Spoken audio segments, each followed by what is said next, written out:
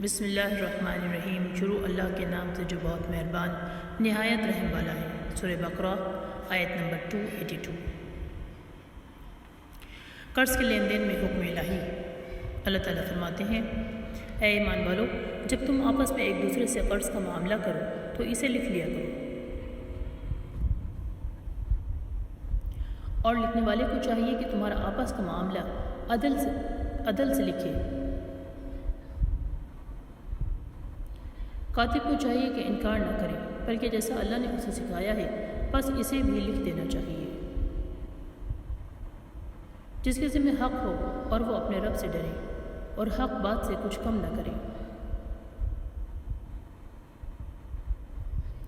اور ہاں جس کے ذمہ حق ہے وہ اگر نادان ہو یا کمزور ہو یا لکھوانے کی طاقت نہ رکھتا ہو تو اس کا ولی عدل کے ساتھ لکھوا دے، اور اپنے میں سے 2 مرد گواہ رکھ لو، اور اگر 2 مرد نہ ہوں تو 1 مرد اور 2 عورتیں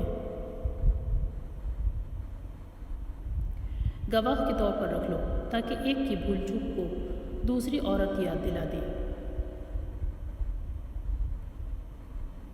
اور گواہوں کو چاہیے کہ جب بلائے جائیں تو انکار نہ کریں،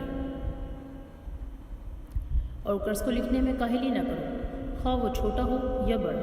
اللہ کے نزدیک یہ بہت انصاف والی بات ہے۔ گواہی کو درست رکھنے والی اور شک و شبے سے بچانے والی بات ہے۔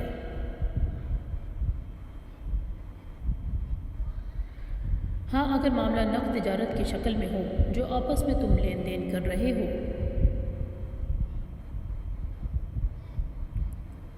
تو تم پر اس کے نہ لکھنے پر کوئی گناہ نہیں، اور خرید و فروخت کے وقت بھی گواہ مقرر کر لیا کرو۔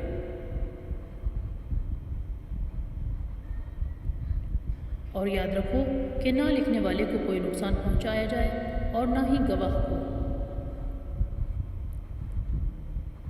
اور اگر تم یہ کرو تو یہ تمہاری نافرمانی ہوگی، اور اللہ سے ڈرتے رہو۔